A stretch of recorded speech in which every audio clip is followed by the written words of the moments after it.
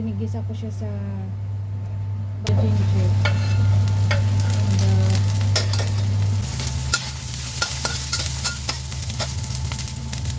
ginagawa ko sa tinola. Pag nagtitinola ko, ginigisa ko muna siya.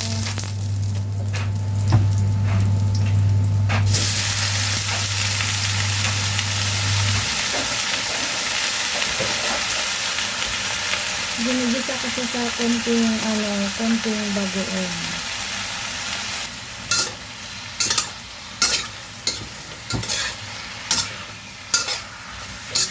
Ito ang my own version ng luya at saka sa bagoong para matanggal yung lansa.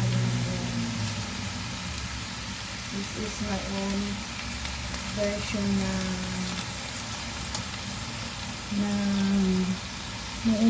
ng tinola. Ilagyan na lang natin ito naman ng sayote.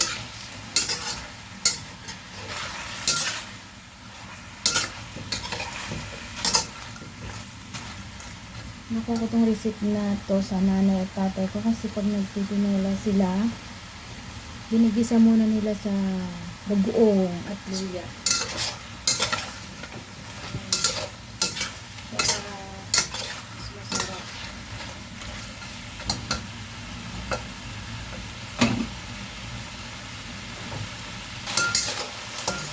Kailangan haluin kung hindi masusunog ang ating chicken.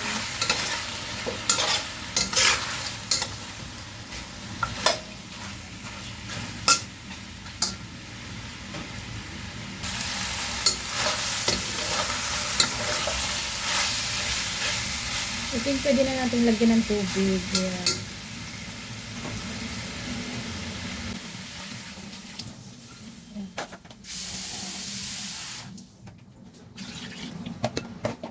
Binamihan ko talaga yung tubig kasi papalambutin ko pa yan. Magiging kunti na lang yung tubig yan. So ayan, wait for na lang natin na maluto. Tsaka natin ilalagay yung sayote. Kaburan natin siya para mas mabilis siyang magkulo at maluto. Yan. Diba? Mukhang masarap siya. Natin siya ng magic sarap. Lagyan natin siya ng magic sarap pa.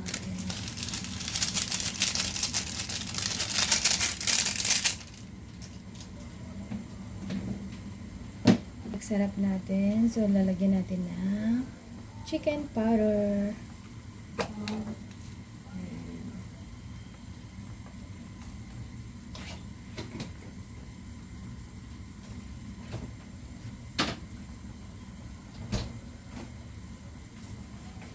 So, haluin lang. Ngayon, tsaka natin takpan and wait for it hanggang maluto. Tsaka natin ilalagay ang sayote. Alam nyo ba yung mga Chinese, yung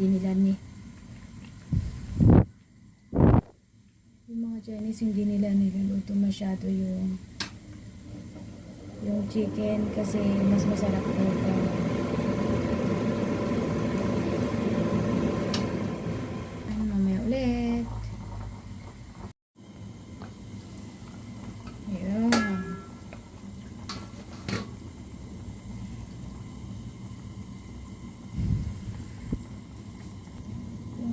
So, pwede na natin ilagay ang ating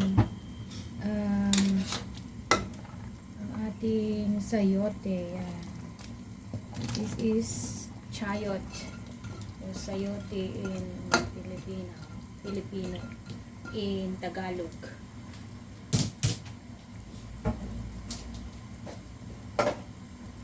Chayot ang tawag ng mga Chinese dito sa sayote.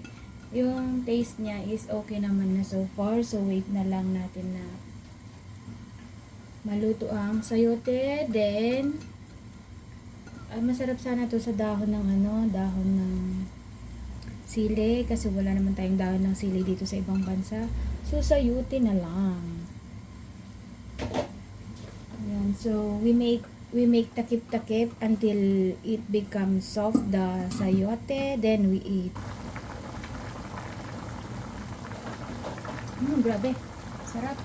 Sarap lagyan ng sili.